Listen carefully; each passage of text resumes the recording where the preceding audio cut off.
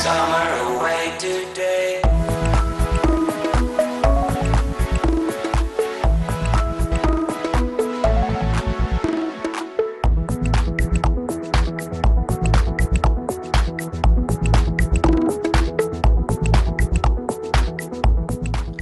Y comenzamos ya nuestra mesa de debate tras conocer el tiempo para hoy domingo y mañana lunes, que conste, si no me lo repito así se me va a volver a olvidar, así que por eso lo digo. Bueno, comenzamos esta mesa de debate de hoy, esta mesa de opinión, con una noticia que tiene que ver con el ámbito de la educación y la enseñanza. Nos lo adelantaba Cristina, hemos leído en Deia concretamente esta semana que los colegios estrenarán un plan lector para elevar el nivel tras el bajón que pues aparecía en ese informe PISA. Sí, un informe que está diseñado para evaluar internacionalmente al alumnado de 15 años que está a punto de concluir su educación obligatoria. Euskadi bajó en ciencias, matemáticas y, atención, en lectura, que adquiere la consideración casi de asignatura. Esto ha generado gran preocupación en la comunidad educativa, ya que existe una fuerte asociación entre el nivel de comprensión lectora y el éxito o el fracaso académico. Esto es una obviedad. Y para abordar este asunto tenemos con nosotros a Néstor Artola, que ya nos ha acompañado anteriormente en esta mesa del domingo, y precisamente él, que trabaja en el ámbito educativo, nos puede dar muchas claves para conocer a fondo este problema, el de la comprensión lectora, que es, como decimos, una de las asignaturas pendientes de los alumnos de en torno a 15 años. Néstor, Egunon, bienvenido. Caixo, Egunon. Egunon, hablamos de estos colegios que van a incorporar en el curso académico 2017-2018, que está a punto de comenzar, la guía Orientaciones en torno a la lectura. Está elaborada por Berritzegune Nagusia y considera, como no, la lectura como un valioso recurso para el aprendizaje. Pero, Néstor, parece que este material viene, como decíamos, a recordarnos algo que es obvio. ¿Qué pasa? ¿Por qué los alumnos leen cada vez menos y peor? Bueno, en primer lugar, a mí sí me gustaría poner un poco en sordina el informe PISA. Bueno, a ver, el informe PISA está bien, es decir, es un intento de objetivación de unos datos. Lo que pasa es que ni somos los mejores cuando sale bien, ni somos los peores cuando sale mal. Es decir, hay que intentar trabajar en el ámbito profesional educativo con otras claves, ¿no? Unas claves más científicas, que tienen que ver más con lo que es el desarrollo metodológico y lo que hoy en día sabemos del aprendizaje, ¿no? Del aprendizaje. Hay una disciplina, por ejemplo, muy interesante, que estos últimos años se está haciendo muchos estudios, que es la neurociencia, y en concreto la aplicación de la neurociencia a la neuroeducación. Bueno, yo creo más en estos datos, es decir, los datos que vienen un poco del ámbito científico, del estudio sistemático, a la hora de implementar lo que son programas educativos o cambios metodológicos. Bueno, dicho esto, a mí sí me parece que de alguna manera hay un cambio, ¿no? Hay un cambio, es decir, hay un dato que es muy significativo, que es que en 2016 YouTube superó en búsquedas a Google. Es decir, la plataforma de vídeos, estamos hablando de la ESO, ¿no? De años 12 a 16 aproximadamente, con lo cual ahí sí hay una clave importante en el sentido de que el contenido audiovisual es para los chavales más atrayente que la lectura, ¿no? De alguna manera prefieren los vídeos frente a las explicaciones leídas o a la búsqueda, pues no sé, de una web sistemática en internet o de la wiki incluso, o de una web especializada, ¿no? Y además hay otro tema junto a este contenido audiovisual que es muy importante tener en cuenta, que es el tema del ocio. Es decir, los vídeos están más asociados al ocio que la lectura. La lectura de alguna manera está más asociada al ámbito formal, al ámbito académico, al ámbito escolar, al tener que estudiar, etcétera, ¿no? Sin embargo, los vídeos están más asociados, aunque tengan un carácter formativo, que algunos lo tienen, más asociados al ámbito del ocio. Bueno, no hay más que ver, por ejemplo, toda esta cultura que se está desarrollando ahora, que es la cultura del youtuber, ¿no? Tú preguntas a un chaval, a una chavala de 12 a 16 años qué quiere ser de mayor, y hace 6, 7 años, 10 años jamás hubieras oído la palabra youtuber, y sin embargo ahora aparece con frecuencia, no, yo de mayor quiero ser youtuber, ¿no? Bueno, entonces, estas dos claves, o sea, sí me parece que hay un cambio, es decir, que de alguna manera la lectura se está un poco relegando culturalmente, porque de alguna manera se está impulsando el contenido audiovisual. De hecho, incluso con el tema de este youtuber se está reconociendo por la sociedad, está reconociendo incluso como un trabajo, ¿no?, la generación de contenidos en YouTube. Y en segundo lugar, me parece que la lectura está muy asociada al ámbito formal, no tanto al ocio, ¿no?, al ámbito formal, escolar, académico. Y un poco por ahí. Hombre, sin ir más lejos, lo del youtuber, hace unas semanas, se publicaba unos resultados en los que se preguntaban a niños y niñas, no me acuerdo las edades, pero creo que era hasta los 12 años o en edades comprendidas más o menos por esa edad, la que se le preguntaba qué querían ser de mayor, y aparecían, de hecho, aparecían profesiones como youtuber, ¿no? En los primeros lugares, creo que eran los niños querían ser futbolistas y las niñas profesoras, y aparecía también en los primeros puestos esta profesión de youtuber.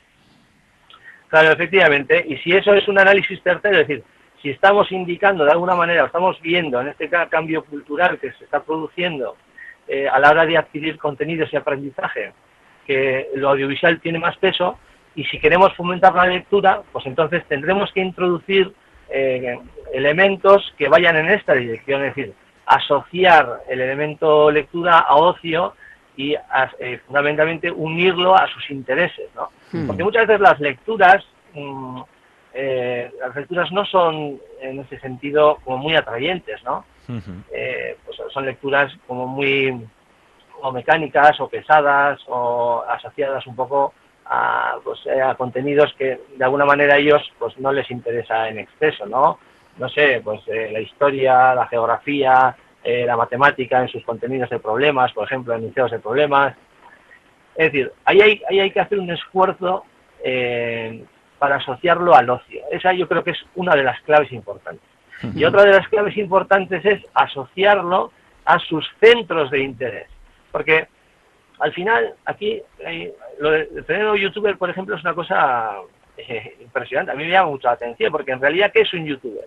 Un youtuber es un tío o una tía que está delante tuyo durante 20 minutos, 40 minutos, hablando.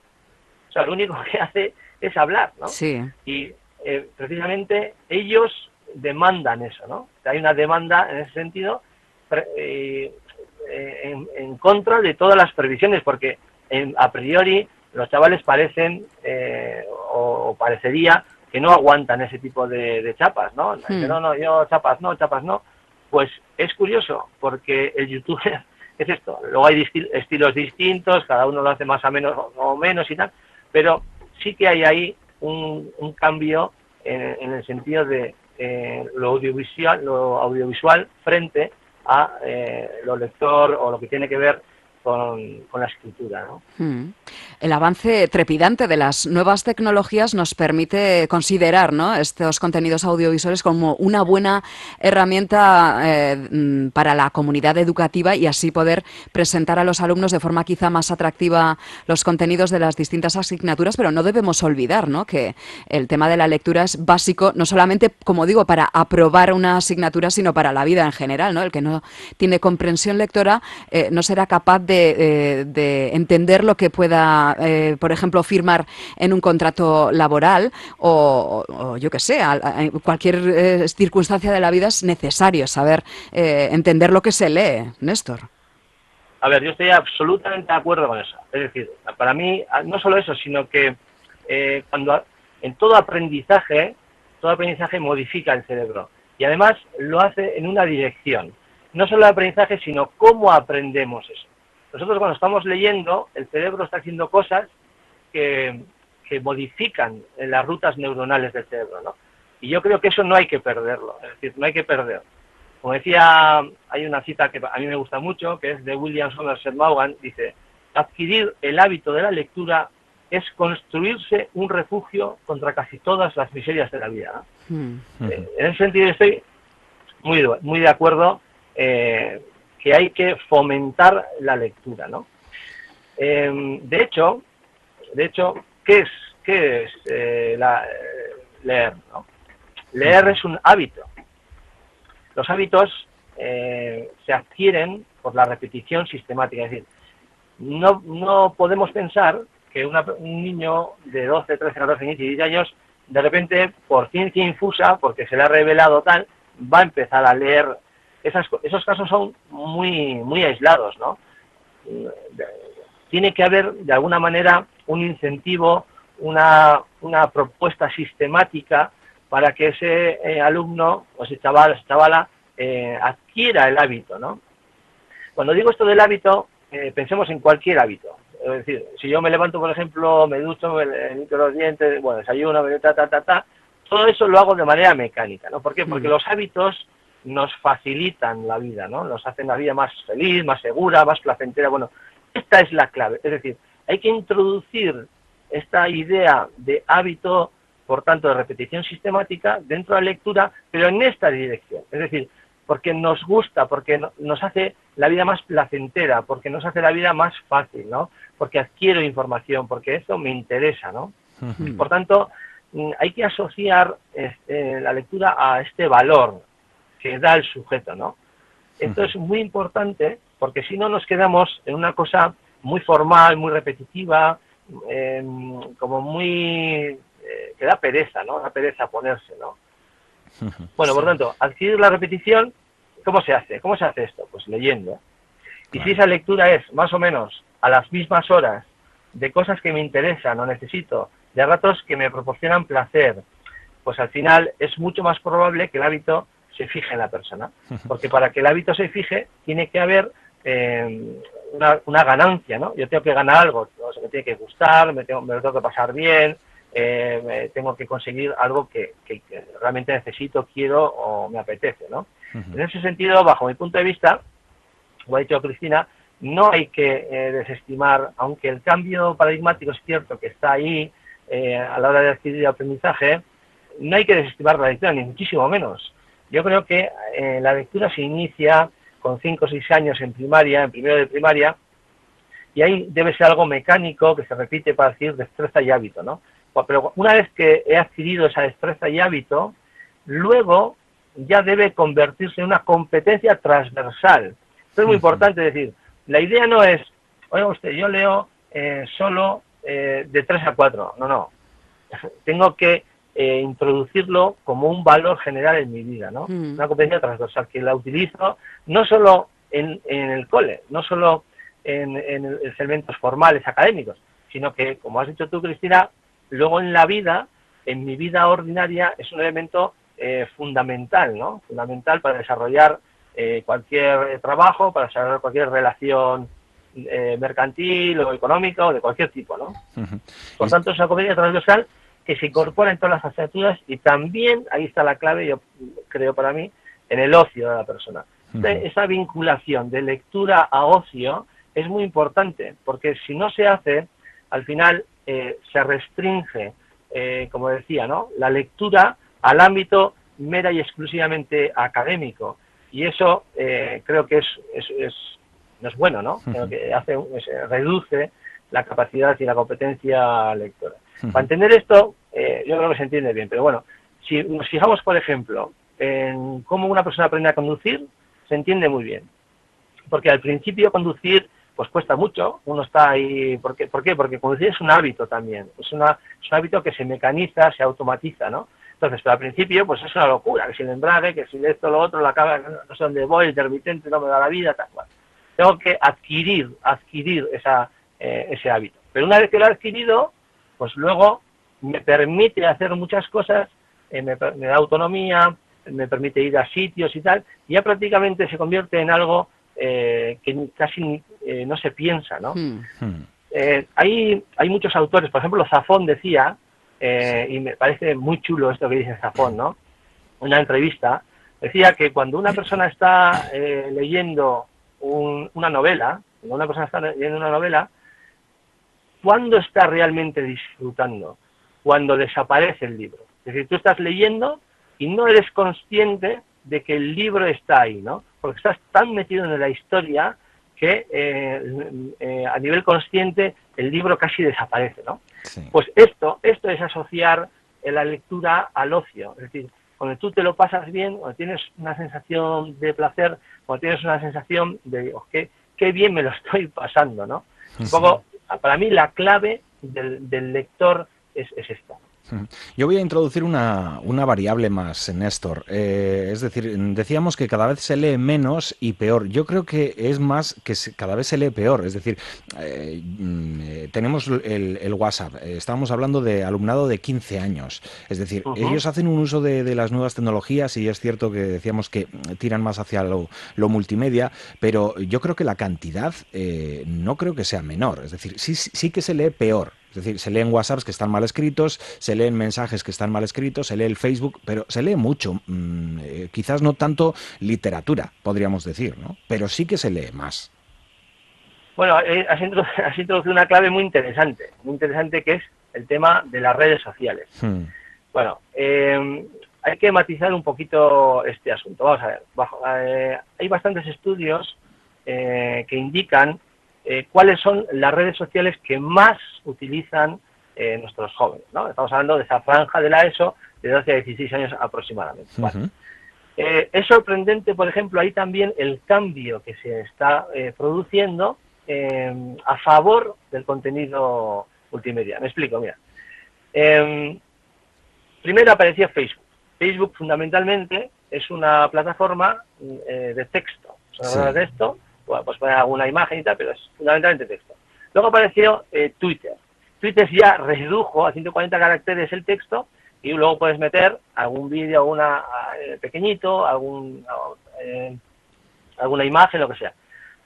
Fíjate, de Facebook a Twitter y luego viene Instagram. Instagram ya elimina prácticamente el texto y solo introduce imagen, ¿vale? Sí. Pero es que luego viene Snapchat, que Snapchat encima introduce una variable de eliminación del contenido en pocos segundos. Sí. Esta evolución no es gratuita, no es una evolución, digamos, así como espontánea, como si nacieran setas en el campo. No. Esto está muy pensado. Es decir, ¿por qué? Porque los desarrolladores de las redes se han ido dando cuenta de que los jóvenes fundamentalmente atienden a contenidos audiovisuales. Y ahora, ¿qué redes sociales utilizan fundamentalmente los chavales? Pues es curioso porque de 12 a 16 años fundamentalmente se utiliza Instagram y Snapchat.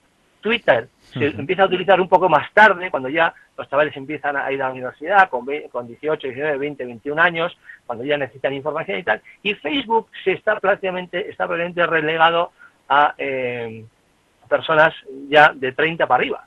O sea que eso ya también te está indicando que los chavales consumen fundamentalmente contenido audiovisual.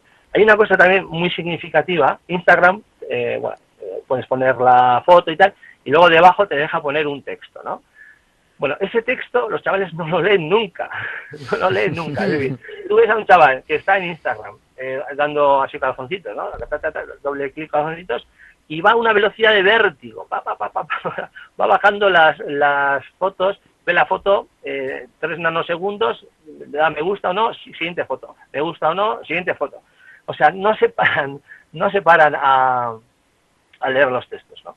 Entonces, bueno, pues sí es verdad que las redes introducen elementos de lectura, pero bueno, entre comillas. Y luego está el tema del WhatsApp, que es un tema un poco como aparte, pero también ahí la presencia de los emoticonos y la presencia de lo que es visual cada vez adquiere tiene más importancia, ¿no? El tema de las fotos, el tema de los vídeos,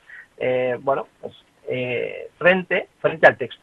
Lo cual no significa que el texto haya desaparecido, es decir, el texto sigue estando en la vida de los chavales, pero en el ocio no tanto, en el ocio está como desapareciendo. Yo creo que esta es un poco la clave de la recuperación de la lectura, es decir, hay que conseguir, si queremos, y yo estoy convencido de que sí, que la lectura es una cosa buena y merece la pena que los chavales cojan ese hábito, entonces hay que introducir el elemento fundamental de asociar la lectura al ocio. Y en este caso, Néstor, claro, ocurre lo de siempre, ¿no? Que los padres y madres pretendemos dejar en manos de agentes externos esa responsabilidad que también nos compete a nosotros, ¿no? Echamos balones fuera y decimos, no, es que en la escuela no les enseñan, no, es que los profesores no están pendientes de mi hijo, y no, es algo que por supuesto es competencia en principio y en primer lugar, yo creo, de los padres y madres, el animar a nuestros hijos a la lectura y también dar ejemplo, ¿no? Porque lo que ellos vean será lo que copien el día de mañana.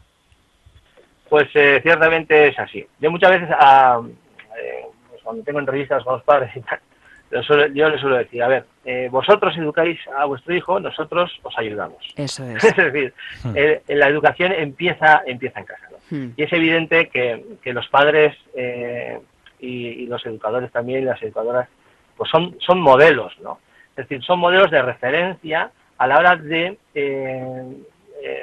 todo, es decir, de establecer, por ejemplo, la diferencia entre el bien y el mal, de establecer los códigos de conducta, de establecer los hábitos que van a ser importantes en su vida y, por tanto, también, lógicamente, si una persona, un chaval, no ha visto nunca un libro en su casa y nunca jamás ha visto a sus padres y a sus hermanos leer, pues, hombre, es previsible pensar, aunque siempre hay excepciones, pues que el hábito de lectura en ese chaval pues va a ser deficiente, ¿no? Sí.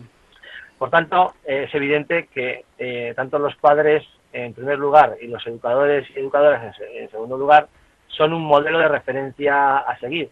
Y de ahí es muy importante, por tanto, introducir la clave de coherencia, porque la coherencia da autoridad moral a lo que yo digo, porque si no, no la tienes. Yo le puedo decir a un chaval, no, mira, tú tienes que leer y tienes que esforzarte y tal, y no sé qué, y luego no me ve jamás, ni leer, Eso. ni me he tirado en el sofá viendo la tele, no sé qué, tal. Pues bueno, evidentemente el chaval va a decir, bueno, tú mucho me dices, pero no haces nada, con lo cual el mensaje que le estoy mandando en realidad es, esto no merece la pena, es decir, como yo no lo hago, pues no merece la pena. Por tanto, hay una responsabilidad de ser coherente, ¿no? La base de la educación de los chavales es la coherencia de los modelos de referencia, de los educadores, padres, madres, ¿no? Si uno no es coherente, pues la reputación es inmediata. O sea, porque el chaval, es decir, tienen como una antena, y entonces en el momento que tú le dices algo, si tú lo haces, digo, pues si tú no lo haces, o tú haces esto otro, o fíjate, tú esto me dices, solo mira lo que haces tú, ¿no? Entonces, ya sé que eso implica un esfuerzo y bueno, pues una responsabilidad, pero oye, ser padres y madres y ser educadores y educadoras, pues conlleva una responsabilidad, ¿no? Que hay que asumir. Exactamente, sí. Bueno, pues Néstor Artola, agradecemos tu presencia, que hayas estado con nosotros. Te esperamos a continuación con nuestro siguiente invitado, es decir, no nos cuelgues, no te vayas muy lejos, porque vamos a hacer una pausa y seguimos con nuestra mesa de opinión. Muy bien, gracias. Hasta ahora. Venga, hasta ahora. Onda Vasca, la radio que cuenta.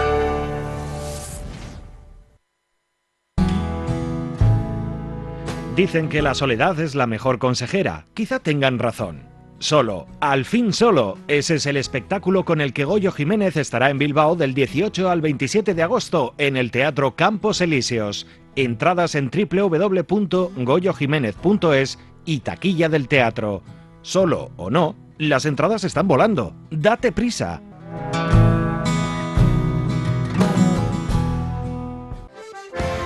Mercabilbao, con la Aste Nagusia. Ven los días 21, 23 y 25 al Euskal Txiki Master de Aste Nagusia. Te enseñaremos a hacer ensaladas, gildas y cocochas de bacalao para que los más pequeños de la casa aprendan a disfrutar de la buena comida y a valorar los productos de primera calidad con dos de nuestros mejores cocineros. En Aste Nagusia, a divertirse y a disfrutar de una alimentación sabrosa, segura y saludable. Mercabilbao, Gora Aste Nagusia. Onda Vasca, la radio que cuenta. Que no se me olvide, que no se me olvide, que no se me olvide. ¡Ay! ¿Dónde tengo un boli? Aquí. tucateringonline.net by Iruña Catering. Perfecto, queda apuntado para la posteridad, que si cumpleaños, compromisos, reuniones, pues nada, sabiendo que con el Grupo Iruña siempre quedo bien, no tengo que dar más vueltas. tucateringonline.net by Iruña Catering. a toda vela. Así llegan las rebajas de Cama Nueva. Cama Nueva, rebajas con descuentos de hasta el 50% más un 12% de descuento adicional. Estos sí son rebajas. Cama Nueva, rebajas a toda vela en Indauchu, Deusto, Santuchu, Basauri, junto a Bilbondo, Portugalete, Baracaldo y ahora también en Alameda Urquijo 31, Bilbao. Rebajas en Cama Nueva, no te las pierdas. Onda Vasca, la radio que cuenta.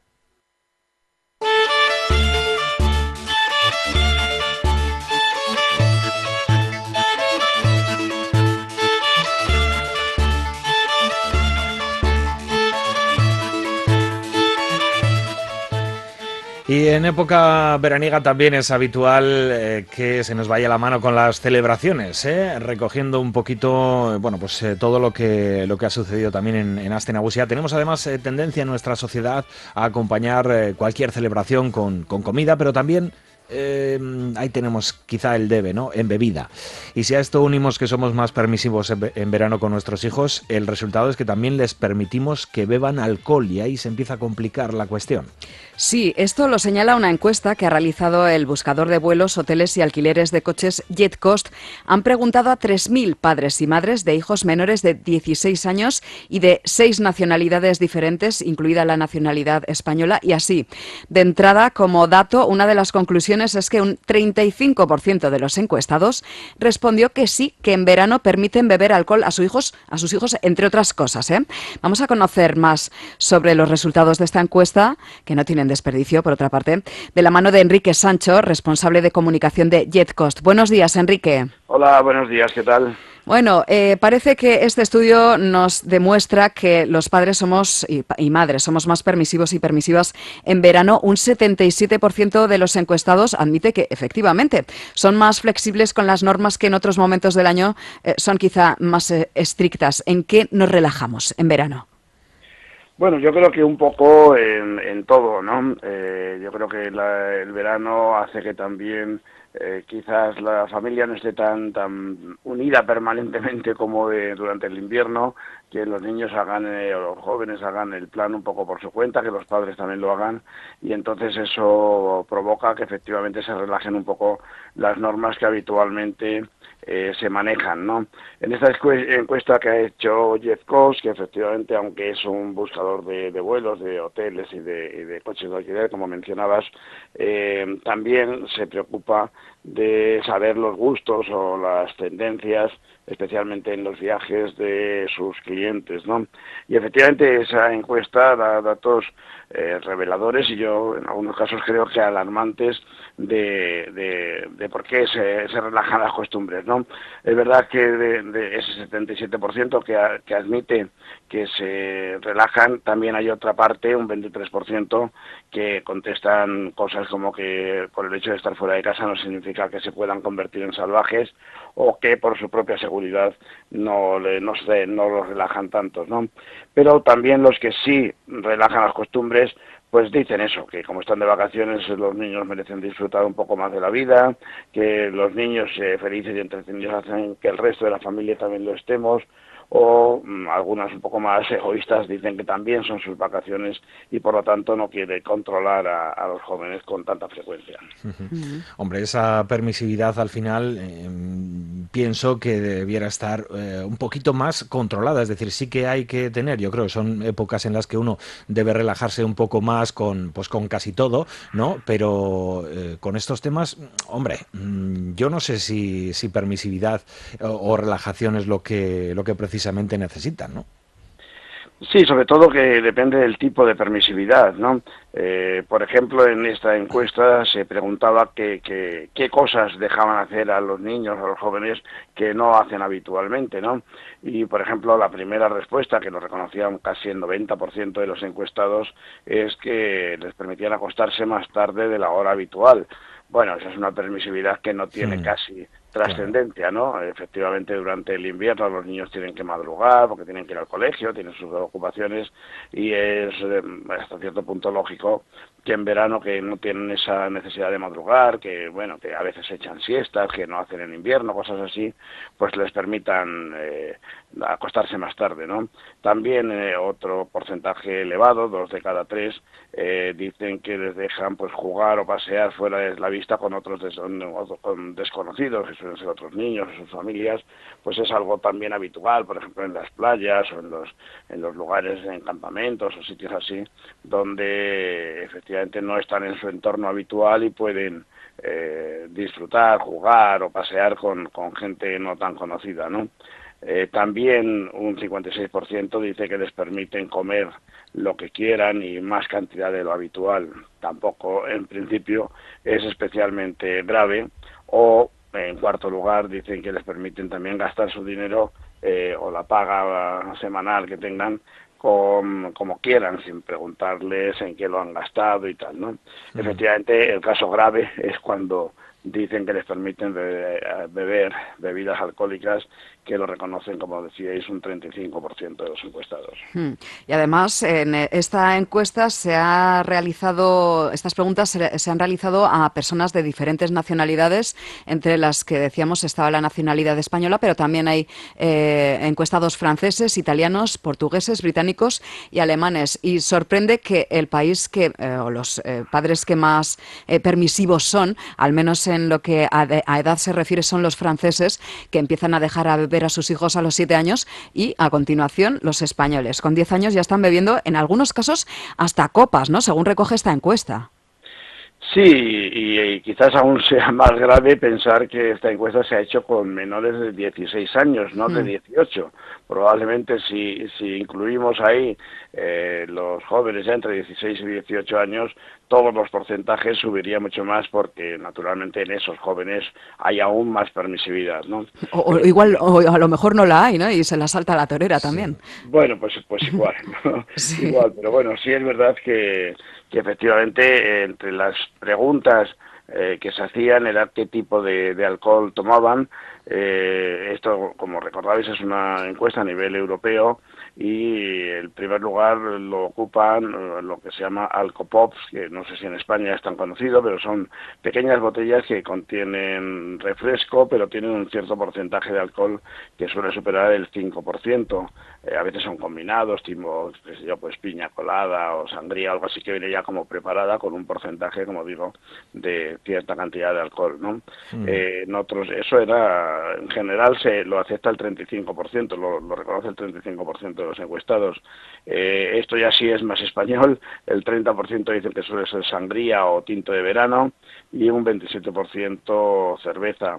Pero efectivamente hasta un 3% admiten que dejaron beber a sus hijos ya copas más fuertes, o combinados, o vinos, o cavas, o algo así, que ya tienen un porcentaje de alcohol mayor, ¿no? Y sobre todo sorprende que la respuesta genérica es que, bueno, por una vez que lo hagan no pasa nada, ¿no?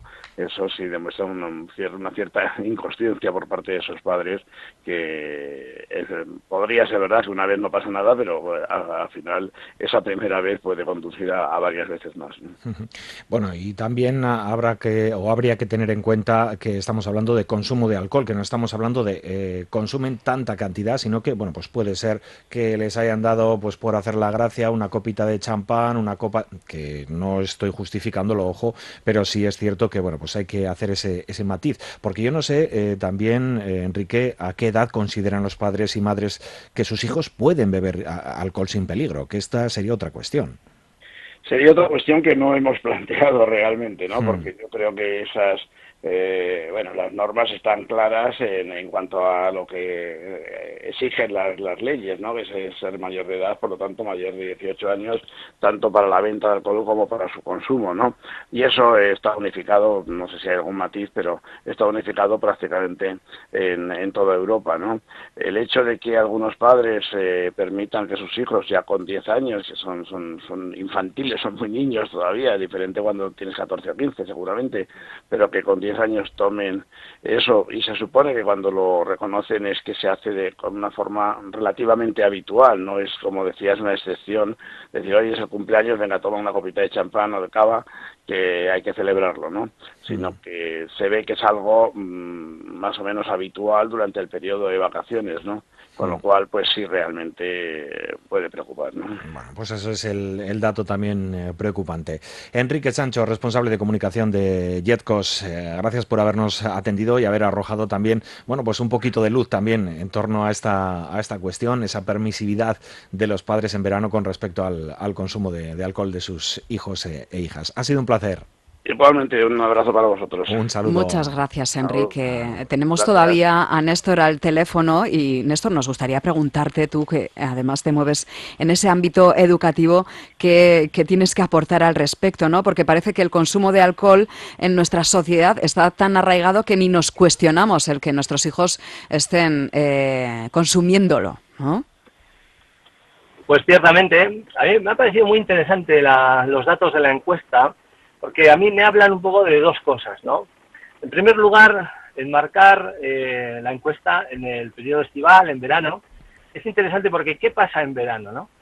El verano es un elemento asociado fundamentalmente al ocio, digamos al relajo, a la relajación, y eso está muy bien. Y por tanto, todos los seres humanos necesitamos también ámbitos, espacios, tiempos en los que nos relajamos, ¿no? Eso es muy importante. Y relajarse, pues conlleva también una cierta flexibilidad en los hábitos, ¿no? Eso en principio no está mal, porque es lo suyo, es decir, necesitamos vitalmente este tipo de desconexiones, ¿no? El problema está cuando pasamos un poco la frontera, ¿no? Y la pregunta sería, ¿por qué pasamos la frontera, por ejemplo, del alcohol? ¿Por qué pasamos esa frontera? Pues otra vez nos remitimos al verano, porque ¿qué pasa en verano? En verano pasa que los niños están en la familia 24 horas, es decir, en principio no suele haber colegio, la mayoría de las personas no van ni a academias ni tienen nada estructurado, y por tanto hay una cierta desestructuración y aparece el elemento full time, es decir, los niños están en la familia 24 horas. ¿Y qué pasa cuando un niño está 24 horas en la familia? Pues que permanentemente el elemento de referencia son los padres. Y los padres, como están también en ese ámbito de relajo y son adultos, pues se relajan también y beben probablemente más que en invierno. Y entonces el niño tiene ahí una referencia de, oye, tú estás bebiendo, ¿por qué no me dejas a mí? Y entonces, de alguna manera, como para justificarnos o como para decir, bueno, pues esto no es tan malo, no tan lo cual, el niño entra o dejamos que entre en esa dinámica. Eso es lo que está mal. Pero yo creo que hay, a pesar de que estemos en un ámbito estival, de verano, tal, hay que marcar el límite. Los límites son la base de la educación, igual que la coherencia, ¿no? Uno de los pilares fundamentales de la educación son la coherencia del educador frente al educando, es decir, yo tengo que tener muy claro que lo que digo lo voy a hacer yo también. Y en segundo lugar, los límites, es decir, marcar normas que no se van a transgredir, y si se transgreden tienen consecuencias. Con estos dos elementos uno se puede relajar también en verano, pero sin pasar los límites que yo creo que hay que establecer, pues un poco protegiendo al menor y en función de su salud y su bienestar, ¿no? Porque si no, lo que hacemos es entrar en una especie de complejo autojustificativo, que no, como yo también estoy viviendo, y para que no me cuestione, vea, prueba tú también y tal, ¿no? Bueno, y luego, evidentemente, hay otros muchos elementos ahí, culturales, etcétera, etcétera, que tienen que ver con asociar ocio, porque claro, estamos en un momento de verano, estamos en un momento de relajo, a alcohol. Y esto es uno de los problemas que tenemos culturales nosotros, porque no sabemos o no hemos sabido dejar el alcohol o por lo menos consumirlo de una manera más responsable en el ocio, ¿no? Porque sí es verdad que cuando estamos en conceptos más formales, pues el trabajo, la responsabilidad, tal, el invierno, durante el curso, tal, pues aparece mucho menos, pero luego, curiosamente, otra vez se asocia el alcohol al ocio y aparece elementos pues en las fiestas, las borracheras, de esto y lo otro, ¿no? Y yo creo que ahí es donde hay que marcar un poco el límite. Oiga, esto está bien, relajarse está bien, no pasa nada porque, como ha dicho el encuestado, ¿no? Lo ha dicho muy bien, no pasa nada porque haya unos elementos que nos relajen en distintos hábitos o comportamientos o estructuras familiares, pero claro, esto no tiene que llevarnos a todo vale al despiporre, ¿no? Es decir, hay que poner unos límites, y esos límites valen igual para invierno que para verano, ¿no?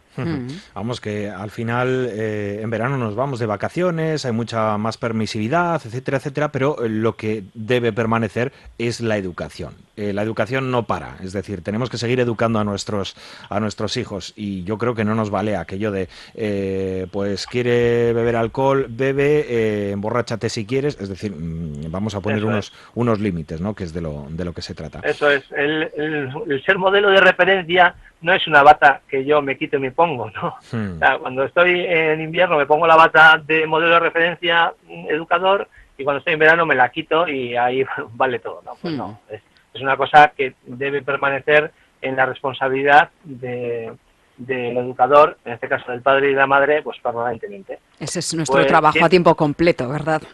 Eso es, y hay que ser consciente. Yo a los padres, cuando me entrevisto con ellos, siempre les digo, pues mira chico, esto es lo que hay, es decir, te ha tocado, lo has elegido, pues hay que apechugar con lo que hay, y tienes que tener esa ser consciente de que es así.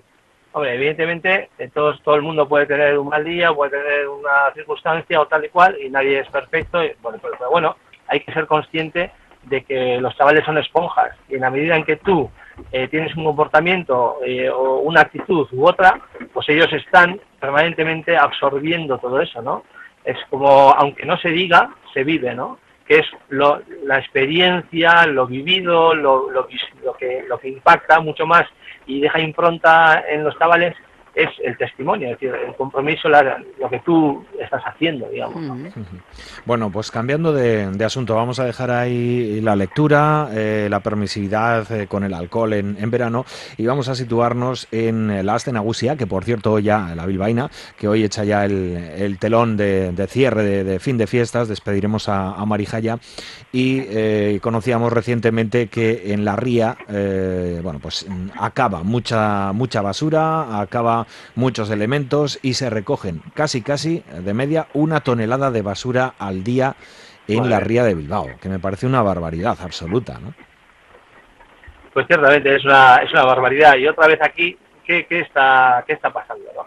Pues ahí hay como dos elementos. En primer lugar, el abuso del alcohol, ¿no? Porque en fiestas se abusa de manera exagerada del alcohol. Y en segundo lugar, hay un elemento también ahí que no acabamos de interiorizar, el tema de lo público, ¿no? O sea, parece que lo público es, pues como es de todos, no es de nadie. Entonces, se puede ensuciar, se puede romper, se puede dar... Oiga, es que esto, hay que ser conscientes que lo estamos pagando todos en nuestros impuestos, ¿no? Todas las personas que cotizamos lo estamos pagando. Y no son conscientes, ¿no? Yo en el colegio, por ejemplo, muchas veces tengo esta conversación con los chavales, ¿no? Por ejemplo, estamos en el patio y tal, y tiran algo al suelo, ¿no? Y les digo, oye, recoge eso tal, y dice, no, que lo recojan las limpiadoras, que es su trabajo, ¿no? Esta idea al final está filtrada en la sociedad de alguna manera, de que, bueno, pues yo en lo público, en lo que no es mío, en lo que es de todos, pues puedo hacer lo que quiera, porque ya vendrá alguien, no sé muy bien quién, ya vendrá alguien y ya lo limpiará o ya hará, ¿no? O sea, no nos sentimos responsables en ese sentido. Y por tanto yo creo que ahí hay un déficit, es decir, tenemos que ser conscientes de que lo público es de todos y de todos lo tenemos que cuidar, ¿no? Y una de las líneas educativas fundamentales en el ámbito del medio ambiente o del entorno es un poco esta idea de la responsabilidad, ¿no? Uno tiene que ser responsable de sus actos y por tanto también responsable de lo que hace en la calle, de lo que hace en lo público, de lo que hace en lo que es de todos, ¿no? Bueno, pues con esa reflexión nos vamos a quedar, y sobre todo, bueno, pues para este día en el que se van a entregar esas varitas luminosas para despedir a Marijaya, bueno, seamos responsables y, bueno, pues gestionemos esos residuos de una manera eficiente y de una manera, yo creo que utilizando ese sentido común, una manera lógica. Bueno, pues también Néstor Artola, gracias ahora sí por haber estado con nosotros hoy y nada. Muchas gracias. Seguir disfrutando del fin de semana. Un placer, es que ricas. Lo mismo, agur, Néstor, un abrazo. Agur. Y nosotros nos vamos, hacemos una pausa, nos vamos momentáneamente, hacemos esa pausa y encaramos ya esa última hora de Abierto por Vacaciones.